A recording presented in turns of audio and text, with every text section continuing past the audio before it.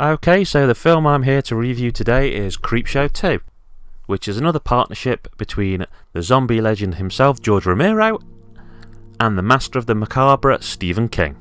Now, just like the original Creepshow, it's one of those portmanteau multi-story type films, which is right up my wheelhouse.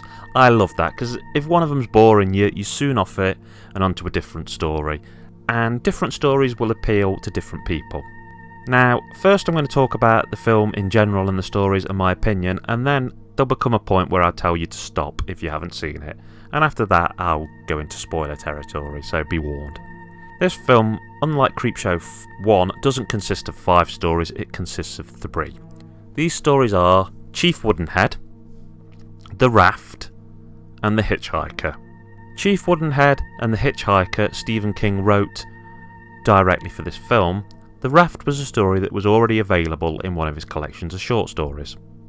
Chief Woodenhead starts off with a small store in a dying community. And it's all about an old couple that run the store and how the old man has faith that the town will come back. I can't go much further than that without ruining it, but it's a bit of a short slasher.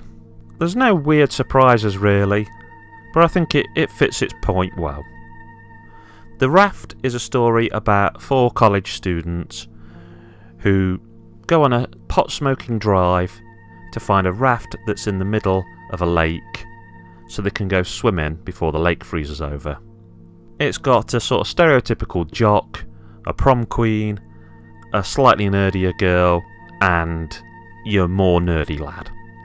I find this one quite enjoyable. It's more of a monster film. If you like strange, unexplainable monsters, this is your sort of thing. And then we have The Hitchhiker, which starts with a lady, I think it's Miss Lansbury, who is paying a gigolo for sex. And she's worried that she's slept because his alarm clock didn't work and she's not going to get back to her house before her husband. So she starts speeding, going like the clappers trying to get home before he does. And it's all about what ensues from there. Things I don't like, I don't like that the wraparounds to these stories are done with cartoons. I think the wraparounds in the original Creepshow were done much better.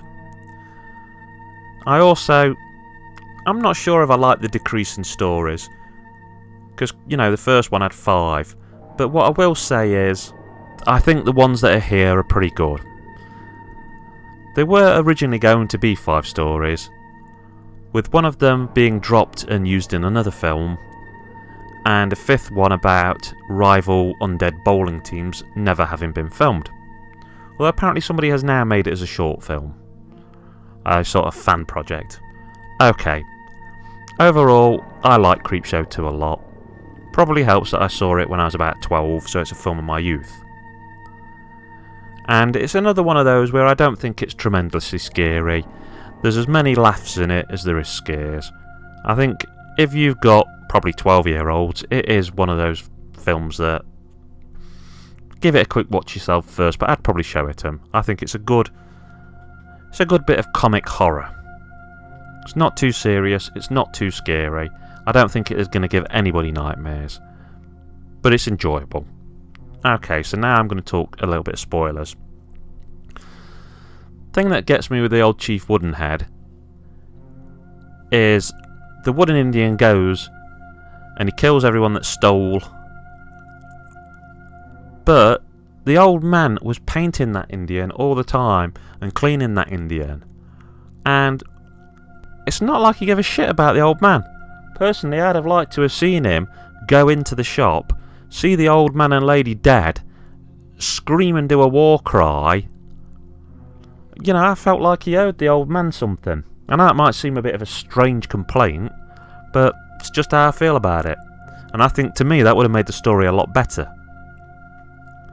The Raft, I can't think of any obvious complaints.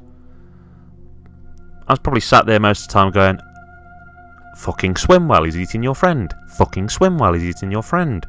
Which I suppose is what the young lad does in the end. But I also can't help but think, if that was me and I'd swam and I'd got on the beach, there's no way in hell I'd stop and just sit there and go, I've beat you. I would be ploughing through the fucking sand. I'd be ploughing through the sand like a fucking Polaris missile and climbing in that car and getting fucking 300 miles from there. Just being a quarter of an inch out of the water wouldn't have been enough for me to feel comfortable. But I suppose, you know, it's a horror film, and he got a bit touchy with the girl, didn't he, on the raft, which led to her death. So it's one of them things where you've been a dick in horror and you kind of have to pay for it. The hitchhiker, oh, I fucking think that's the best bit. I love it. It makes me scream. Thanks for the ride, lady! Thanks for the ride! It's just so quotable. But I love it because that one, I think you can take it multiple ways. You see her hit the hitchhiker, and then he's zombified following her, and then she's dead at the end from what seems like car fumes.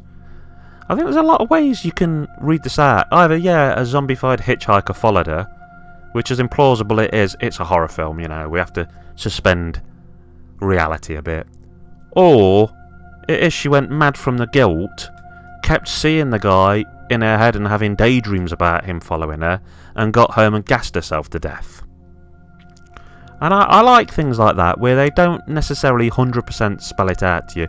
I know people will probably call me a moron one way or another and say, oh, but she sat with the sign that said to Dover in her lap. How do we know she didn't leave the car and pick that up and take it with her?